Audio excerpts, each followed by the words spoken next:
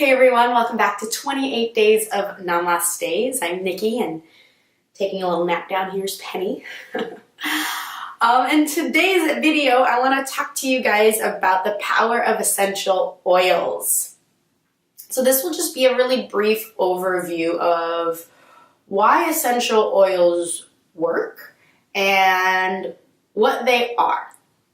And in the future, I will dive a bit deeper into different ways that we can incorporate them into our practice and into our lives.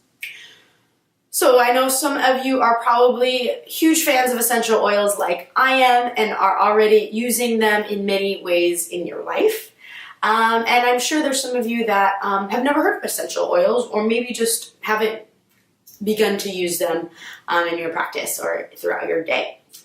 So essential oils, when we smell them, the vapor stimulates these hair-like extensions of our olfactory nerve.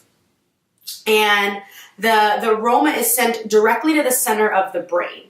And this nerve connects us to our external environment and goes all the way to the most primitive part of the brain. So this is called the limbic system. And it is processed here as released neurochemicals. And these chemicals can be stimulating or sedative depending on the essential oil being used. But the really important and fascinating thing here is that the limbic system is where we process our emotions, our desires, our appetites, and connects us to our memories. So really the power of smell is so vast. I mean, I'm sure that you have been in the situation where you may just be walking by and someone has a perfume on that immediately makes you think of your first grade teacher or something like that. Or maybe the smell of an apple pie baking sends you right back to a memory of being with your grandma while she was baking. So as you know, that smell is quite powerful.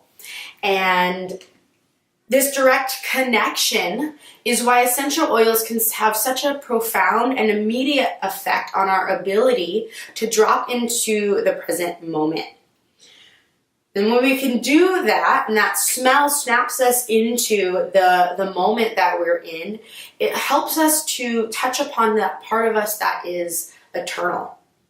And that is why really essential oils are a huge benefit to our practice.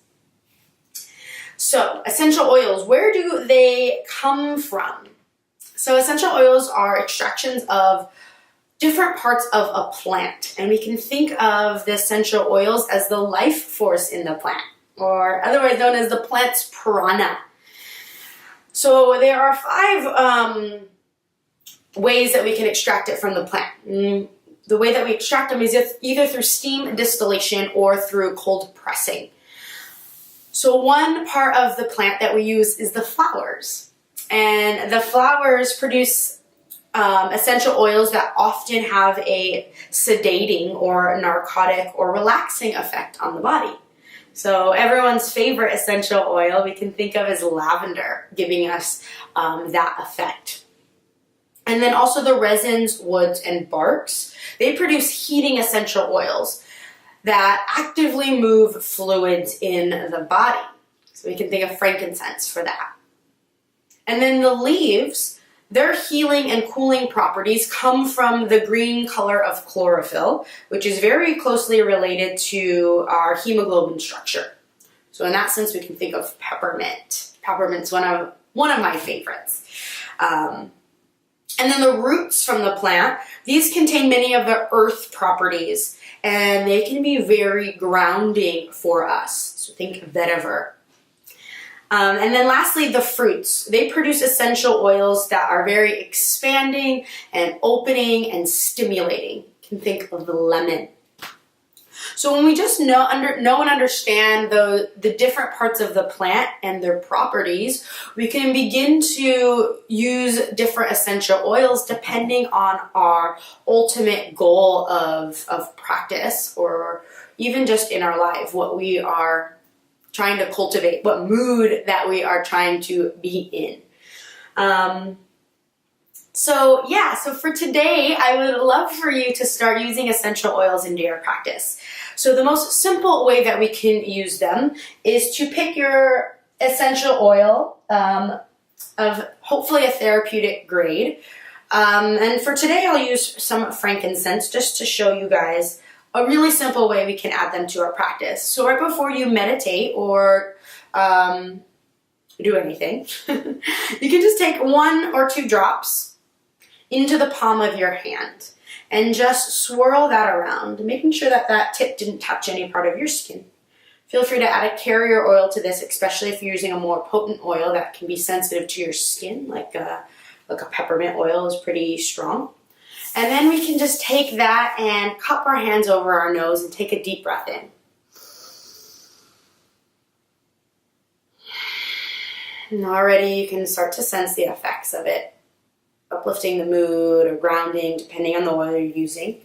Then you may want to just gently place it on the temples or along the glands of the neck or the pressure points of the wrists. And then from there, you can just drop into your pranayama and meditation of your choice. So I encourage you to try that today. But remember, really the most important part of our practice is our practice itself. So knowing how to practice in order to cultivate the emotion or the mood or the energy that we're trying to create. That's really the most important. And we can think of essential oils as just little helpers that just nudge us along into aligning us to our higher self. So know that they are not necessarily essential to practice yoga, but for me, they spark so much joy. So I love using them in my practice and in my everyday life. And I'll talk to you guys more about them and different ways that you can use your essential oils in future videos. And if you have any questions and want me to talk specifically about an oil or a way of using them, just let me know in the comments below. All right, yogis, have a beautiful rest of your day. Smell you later.